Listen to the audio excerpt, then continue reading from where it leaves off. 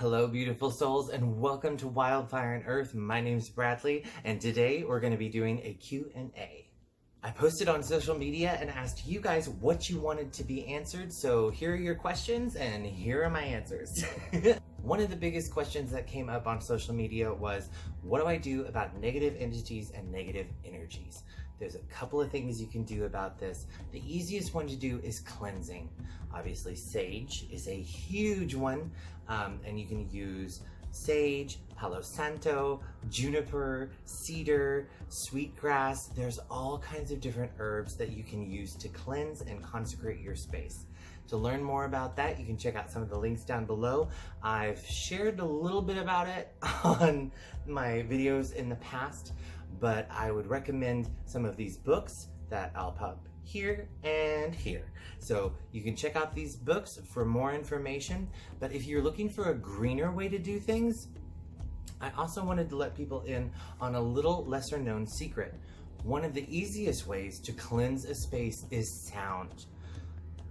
A lot of us deal with sound pollution daily. We have our televisions blaring, we have our radios blaring.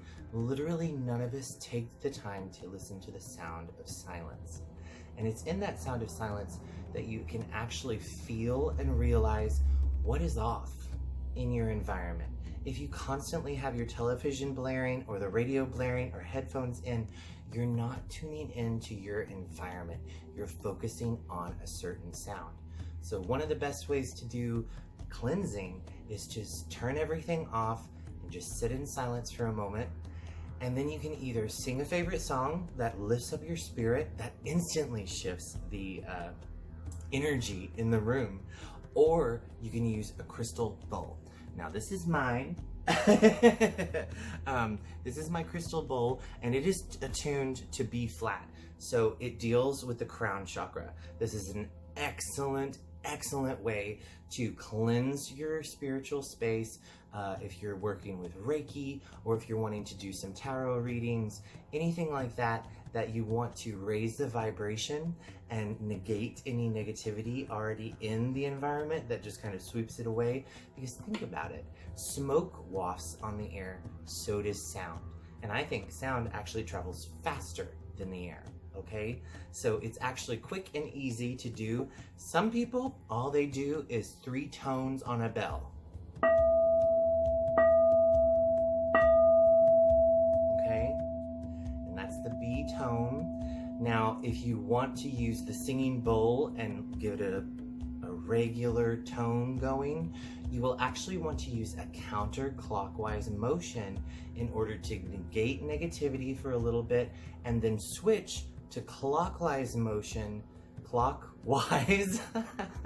You'll want to switch to clockwise motion in order to bring in positivity. So it's 2 parts with sound: negate and then receive. Okay, and that's also the same thing you do with sage, is you negate the negativity and then bring in the positivity, right? Negate negativity, bring in positivity. That's the mindset and the intent that you want to have anytime you're trying to clear a space. And know that what you're doing makes a difference. It's that small variable that changes everything. All right, so to get a singing bowl started, you just tap it.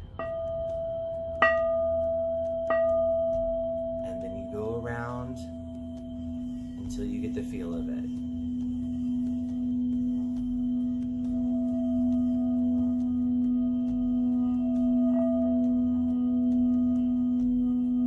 For me, I wait until it's singing perfectly. You start to hear that overtone. That's when you know the negativity has been dispelled. And then I switch to clockwise.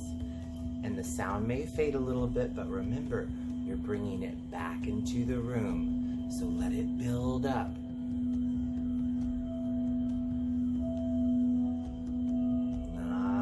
There it is. And then you've reached peak maximum positive vibrations. If you want to, like I said, you can sing your own song. This doesn't have to have lyrics. It can just come from your heart.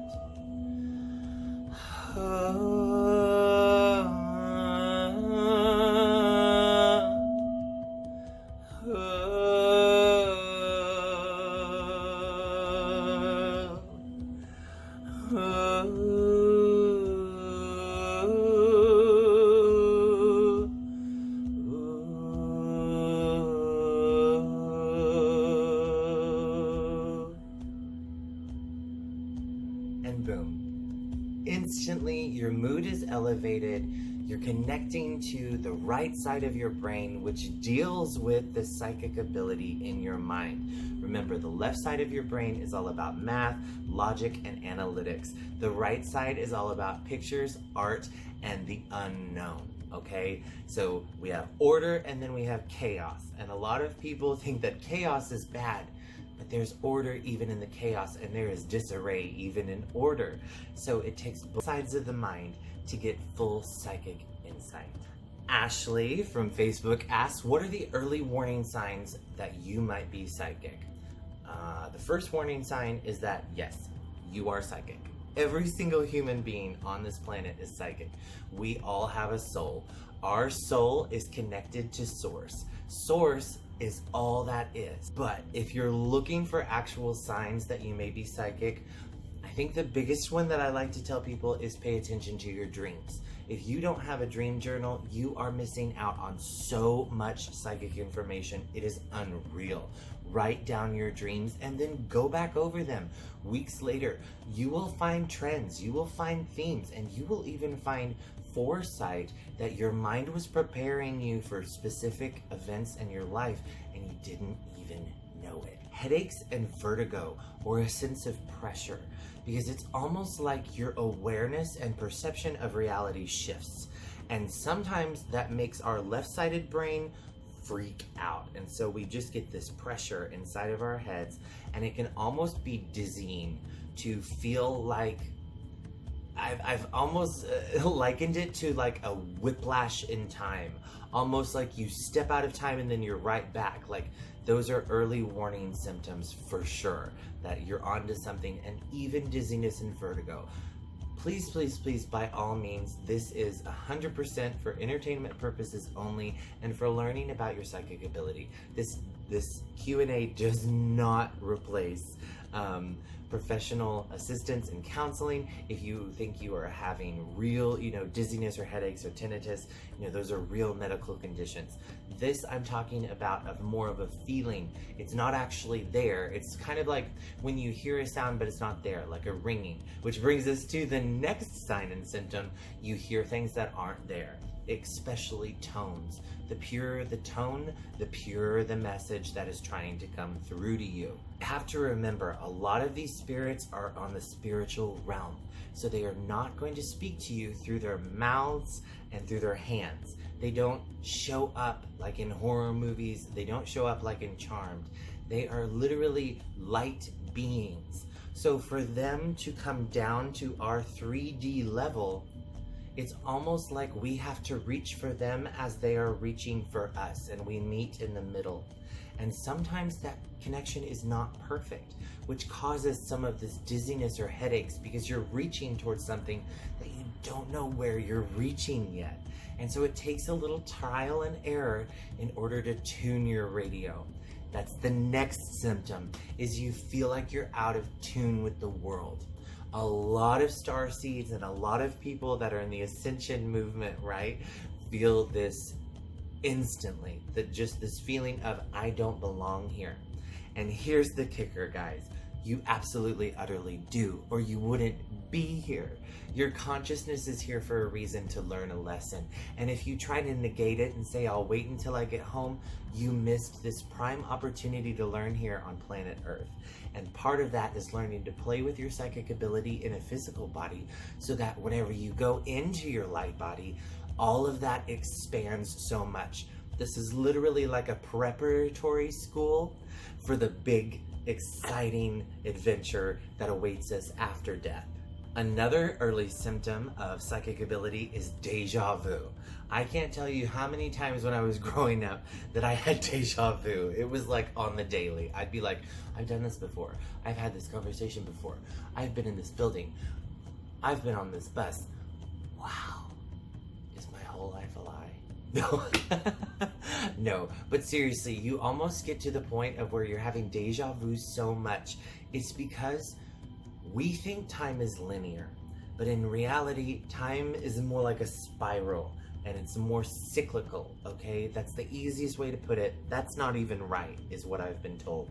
It's more spherical, but our minds can't wrap around that at all. Like, our left brain would just shut down and explode. And so the angels tell me, don't even try and understand that yet, which is cool, because I love it when they tell me you're not ready for something. And that's the big thing, is that if you're getting these early warning signs, do the work so that you can get better and better at it, and you'll get deeper and more inspiring insight as you work for it, because you worked for it. Remember, anything of value is worth working for, and psychic ability is a muscle just like any other one. You have to put in the work. One of the last early warning signs of psychic ability is what I like to call the no-see-ums. Now, sometimes these are called shadow people, sometimes these are called dark entities, or little blips, or no-see-ums, as they call them down here in the South. It's where you're sitting there brushing your teeth and all of a sudden you think somebody walks by you, right? But there's nobody there. But you definitely had the sensation, the hairs on the back of your neck rise up, and you know without a shadow of a doubt that something was there and then gone again. And they're not there, and it freaks you out. Now, this is happening because every single one of us have mediumship ability. Our ancestors talked to spirits all the time. Look at some of the older ancient cultures, such as in Mexico, they have the Dia de las Muertas, where they actually talk and speak and communicate to the dead as if they are there, right? Well, it's not as if they are there. They are there, and they celebrate that. Halloween comes from this. All of the beautiful traditions of funerals and memories and, taking flowers to graves, caring for the dead, honoring the dead. All of these traditions come from our belief that there is life after death. And mediumship proves that, because you get a direct line of communication to your past loved ones. Now, you can't just tune in and say, well, I want to speak to my great grandma because I need to know her baked, gooey chocolate chip cookie baking recipe. It doesn't always work like that. Sometimes you might get lucky, and it totally will. But normally, you're only going to connect to the spirits that can help you grow. Remember, Earth is a school for us to learn. If you're here, you're not perfect yet. So that means you're still learning too. And one of the biggest things that I had, and this was something I just realized in the past few years, I became a channeler. One of the big things that I have that showed that I was about to become a channeler was sore throats, heartburn, just things that kept blocking my throat. And also, I would shout for no reason. Like, it wouldn't be that I was upset. I would just raise my voice. It would just get louder and more commanding. And I didn't know how to stop it. It was like it was almost out of control. It was like, I can't shut up that feeling. That is actually a sign that you are supposed to prophesy and channel and bring messages. You're just not tapping into that divine inspiration so that it flows freely. Something is blocking it. And I had to personally work on those blocks so that I could be a clearer channel. I'm not telling you I'm a perfect channel, but I am a clearer channel than when I began. It is all about your success daily. Just keep going and keep working at it. You will get it. All right, another great question that we got was, is divination psychic? In short, yes. Divination works by using symbols that activate your psychic ability. Because remember, the right side of the brain deals a lot in pictures and symbols. So that means that it is closely linked to your subconscious. And the subconscious is what is connected to the source energy, or your intuition, or your divine connection, okay? So those symbols in the cards, or on stones, or in bones, or in the sky, or in nature, or seeing a bird, or seeing an omen, all of the cultures have different ways of doing it, and you will find your own specific divination that works best for you. For me, it's cards, but that's because I loved to color and draw as a kid. And I was always drawing these beautiful pictures and images that I saw as a kid. And all of these imaginary friends and all of these adventures I had as a child, I'm now starting to realize were my spirit guides helping me make connections in the spirit world as I was younger and more open. And then whenever I came back to it, they were like, are you ready to play? Are you ready to go bigger? Are you ready to level up? And I was like, yeah. So yes, divination is psychic, but the way it works is that it is a symbol that activates and even helps unlock the hidden knowledge that is inside of you. Some people call this connecting to the Akashic Record, which is a record of all that has happened and all that shall happen. Especially if you're channeling, sometimes you'll hear yourself say, I'm checking, or we're checking, depending on however, if you're channeling a collective or if you're channeling an individual. Sometimes they have to check the Akashic Record because they don't know for sure, but there is a place like a vault up there in spirit where everything is known. And to me, I think that's just asking source directly. Like Akashic Records is just source. It just is. It's the source library. There's so many different names for it, and spirit even tells me as I'm telling you these words, they're like, you know, that isn't quite what it is. That is your human understanding and putting labels on it. So we have to remember that in this psychic ability, that even the word psychic ability limits that belief of being psychic, because we think it's an ability that you have to have, right? Which means that you can have it or you can't. The problem is that it's not true. Everyone is psychic. So it shouldn't actually be a designation. You're actually more, what's the word? You know, some of us are better at certain things. Like certain people are an amazing drawer, but they can't sing. Certain people are amazing singers, but they can't draw. That doesn't mean they're not talented. It just means that they have a different skill set and a way that their brain works. This is going to come out in the way you work psychically. Not all of us see pictures. Not all of us hear things. Not all of us will feel things, okay? I'm more prone to seeing and hearing because that's how I am wired. You may be wired completely differently, and that is okay. It doesn't make your psychic insights any less valid, because if they are real and they are right, then they are perfect, because I do the same thing. Information comes in through me, and that's just the way my subconscious and my conscious work together to filter it so that my human mind can understand it and convey it in a 3D world. Okay, so however you receive that information is up to you. I had a question that came in, I think on Instagram, that was, how do I know what type of psychic ability I have? And that's a great question. You can check out my and that is a great question. You can check out my playlist, Spiritual Gifts, A Sensual Experience, that breaks down all of the clair gifts, which is clairaudience, clairsentience, clairvoyance, and all those different things where it talks about the different senses that come through that we can use to get psychic imprints and insights. Now, you're going to have stronger ones and you're going to have lesser ones. But your lesser ones does not mean they have to stay lesser, and your stronger ones does not mean they can't get more powerful. It's about how much time and effort you put into it to bring yourself into spiritual awareness.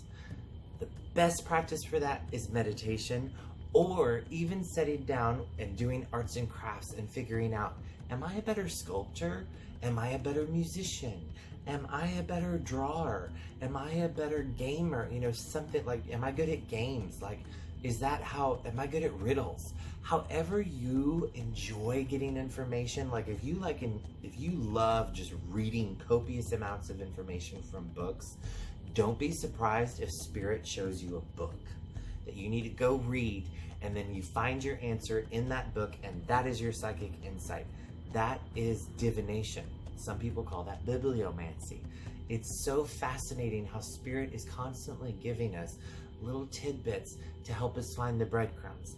And if we were aware of all the breadcrumbs that we've missed, we would be baffled. There's probably a mountaintop of breadcrumbs that we miss daily, even the professional and the amazing psychics that do it daily, because a lot of us, we do this work so much for our clients that when we get home, we shut it off. So we're actually shutting off that part of ourselves that picks up those breadcrumbs. And then there's people that never turn it off, and they end up getting way spaced out, or they go off on too far of a tangent, and they're not able to stay in the here and now. So that brings us to my next question. How do I stay in the here and now and not get pulled into spirit or into a channel or start speaking light language or seeing ghosts? It's really simple. You just say, I do not consent. You become in control. You come back into the ego, into the 3D thing, and you say, I'm in control here. Okay? This is my body, this is my mouth, this is my tongue, and this is my mind. You will ask before you do something to it, because it is mine. You should only be receiving insight when you ask for it. Now keep in mind that if you are receiving insight without consent, you probably gave consent a long time ago, either unconsciously or consciously. You either did it in your sleep, or you said, I wish I just knew all the answers to the world. Spirit doesn't know you're joking. Spirit doesn't understand sarcasm. Spirit wants to give you everything. They're like, oh, okay, well, he said he's ready. Here you go. And they give you all this stuff. And then you have to tell them when it's too much, because they are on a different level of understanding. So you have to think of this as, think of Albert Einstein trying to teach second grade math. It's going to be very hard for him to break down what he knows and take it to those smaller components. Now, he was a genius and he was brilliant, so he was actually probably really good at that. But I'm just saying they're on a level even beyond that of what we call genius in this world. So they have to break down what they know, and they're like, we don't know how much you can take, so let us know when it's too much. You let them know, hey, I need a break, ease back a little bit, or hey, can we review some of this, or can we work on this? You can pick and choose what you work on. You're in control. Stop being a victim. They're showing you things because you asked for it. Take the reins into your own hands and become your own best teacher by knowing what you need to learn and asking for it. Remember, the Bible verse says, ask and you shall receive. Knock and the door shall be open for you. That is what Spirit wants for all of us. Gustavo from Facebook just asked telepathy. And here it is. Telepathy is actually one of my favorite psychic gifts because I feel like that is where I excel. I was actually working with a couple of girls from a group called The Human Experience, and we were all doing presentations for a workshop. And I went first, and one of my friends had wrote down notes, all of this stuff for her speech, and I literally read everything off of her sheet for my presentation, and I hadn't written a thing. I just winged it. I thought it came from the divine. No, it came from Taylor's notes. And she said, you pulled those right out of my head. And I was like, well, I didn't mean to. That is telepathy. Or if you hear someone call you and then they call you on the phone, that's telepathy. Listen for those moments where you connect. Telepathy just means connection from mind to mind. Now, I think telepathy is incredible because we do it more than we realize. Because people have that Hollywood idea of what telepathy is. They'd be like, hey, Bradley, I need you now. Or something dramatic like that. It's not always like that. Sometimes you might get an image, sometimes you might hear a voice, or sometimes you might just feel a tap on your shoulder or like a sensation. So again, it goes back to, how do you best receive information in your physical body? So that can mean through your mind, through your eyes, through your ears, through your skin, or even through just knowing. Some people just know. You know, they just get that aha moment. That's clairsentience. They just know. Oh, excuse me. That's claircognizance. Goodness gracious. It's been a day, y'all. Our last question comes from Lane on Facebook about Ascension symptoms and upgrades. What are they? First off, I'd like to dive into this by saying, for Spirit, I've never heard them use the words upgrades or ascension. They always tell me that you are evolving, you are shifting into who you are supposed to be. Having issues with your throat, those are symptoms. Some of those early warning signs of psychic ability are the same symptoms for ascension, that we're trying to put human labels on because we don't fully comprehend what is happening. But all of us as a society are leveling up.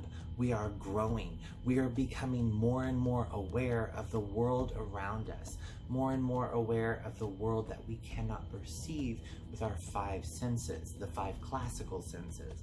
We're expanding these senses. Some people call it the sixth sense, but it's actually way more than that because it's a huge layer upon layer of information that comes in from the unseen world. And a lot of these symptoms are actually just symptoms. That's all they are. They're not the root. The root is that it is a return to innocence. That is what Spirit has told me. This time right now, 2020, the clarity of 2020 is a return to innocence. We're seeing civil rights movements, women's rights, LGBT rights, human rights, what it means to truly be human, what we accept, what we don't accept.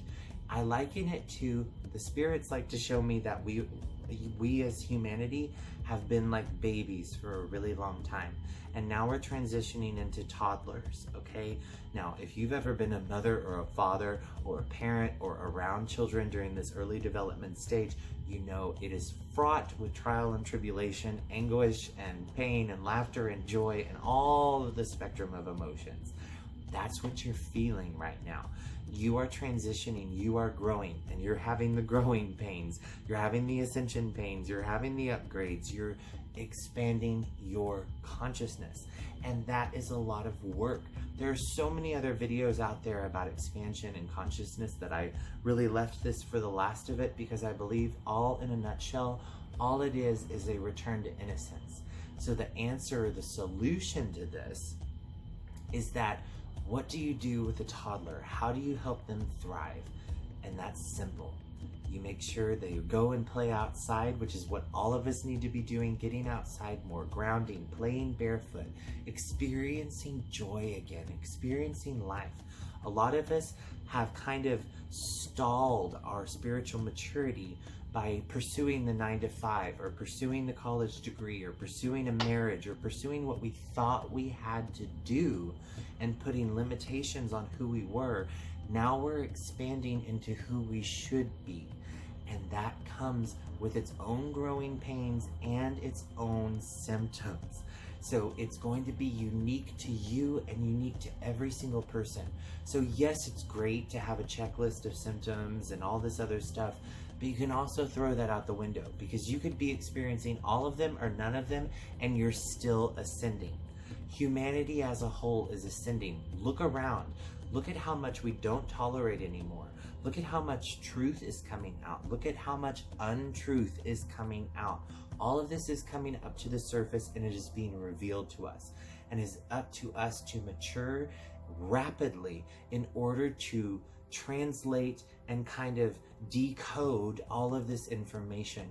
Because remember, the spirit world works in symbols. And we're starting to realize that there is so much more going on in our world of the people who are in power and how they use symbols and how we as a collective, those are our symbols, and that's why they work on us, is because they were created for our growth and they've actually been being used to keep us in a same steady, stable place where we don't grow. We just stay here as infants, and spirit wants to push us up into this higher understanding and higher perspective.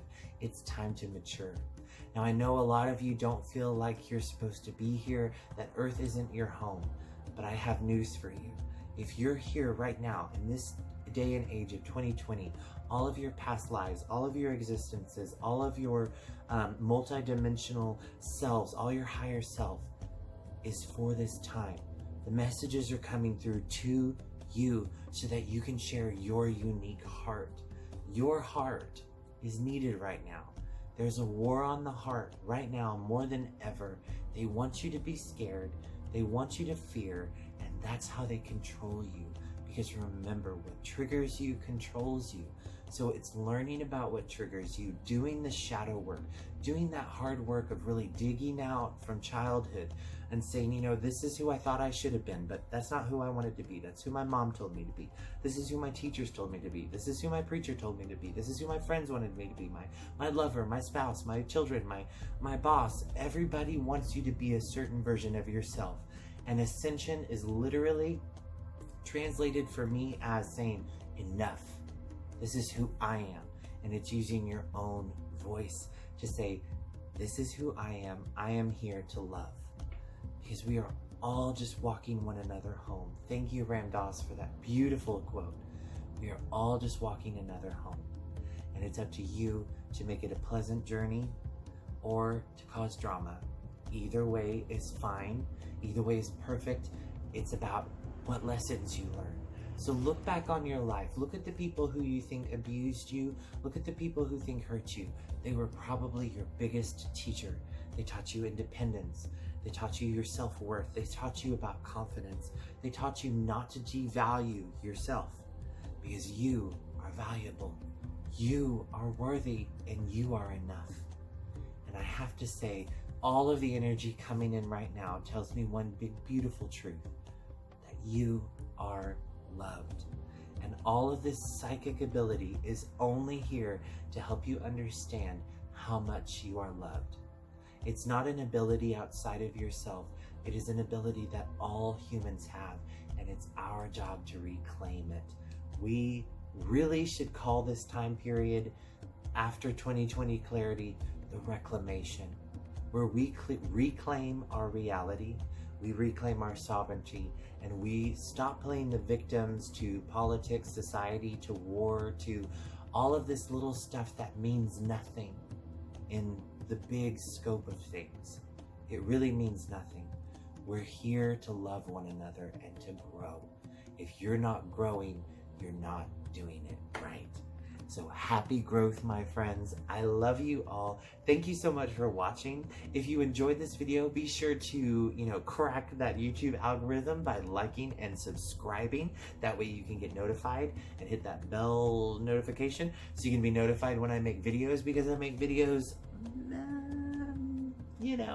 and I really want you all to stay up to date. I love you. Be sure to check out my other videos for spiritual gifts. I also have some fun videos with music and even some different meditations and guided meditations that you can work through here on YouTube. I love you all. Be sure to follow me on FBme /Wildfire and Earth. You can find me there if you want to book a session or for a reading. I love you guys so much, and Spirit loves you so much. Everything is perfect. You are perfect. And remember that. The more we expand on that, the more it becomes our reality. Blessings.